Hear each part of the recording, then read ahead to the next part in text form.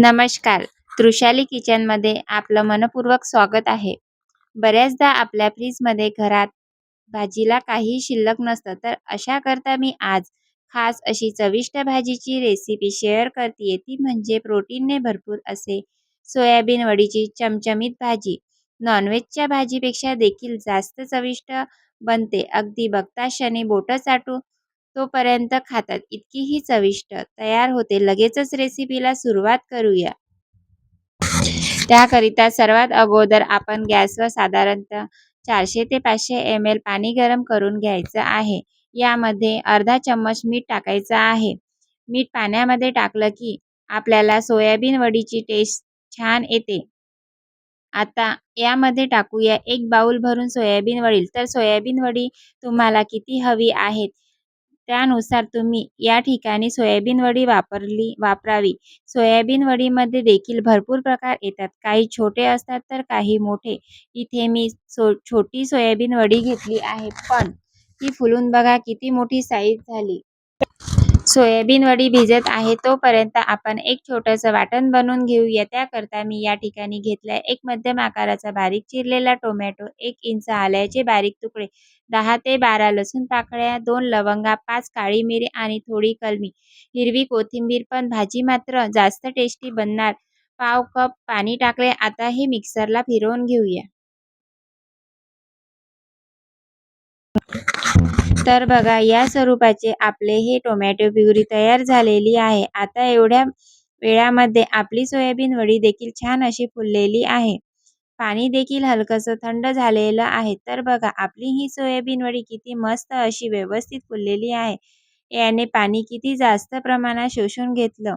फोडल्यानंतर बघा आतमध्ये एकदम मस्त अशी लुसलुशीत आहे. संपूर्ण पाणी आपण पिळून काढून टाकूया आणि ही तयार झालेली सोयाबीन वडी एका डिशमध्ये काढून घेऊया. सेम पद्धतीने संपूर्ण सोयाबीन वडी मधलं एक्स्ट्राचं पाणी आपल्याला काढून टाकायचं आहे.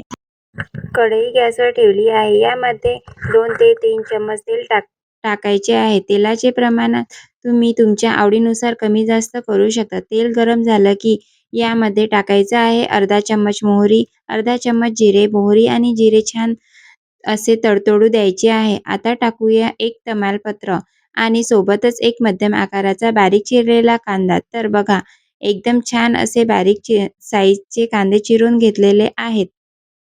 आता हा कांदा छान असा सॉफ्ट होईपर्यंत आपल्याला या तेलामध्ये असा परतून घ्यायचा आहे.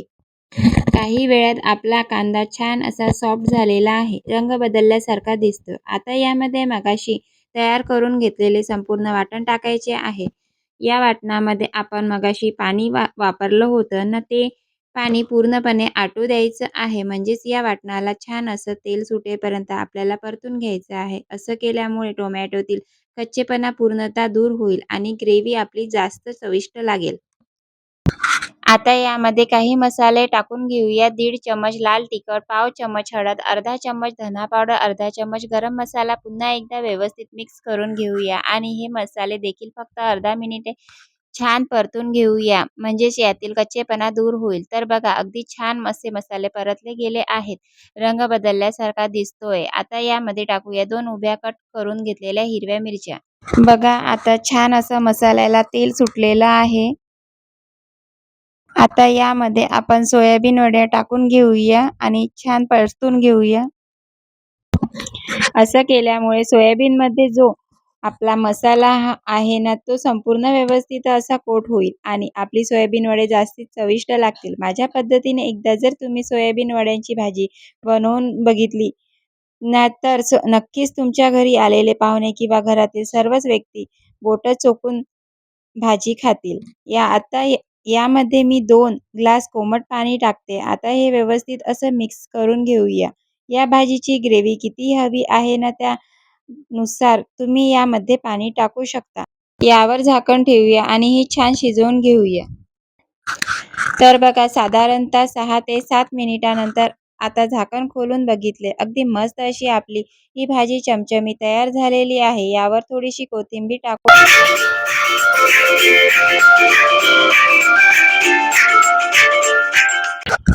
तर तुम्हाला आजची सोयाबीन वड्याची भाजी कशी वाटली कमेंट करून नक्की कळवा. रेसिपी आवडली असेल एक लाईक तर नक्की करा. तुमच्या मित्रपरिवारासोबत शेअर करा आणि जर तुम्ही माझी रेसिपी पहिल्यांदाच बघत असाल तर चॅनलला सबस्क्राईब करायला अजिबात विसरू नका. Bye bye.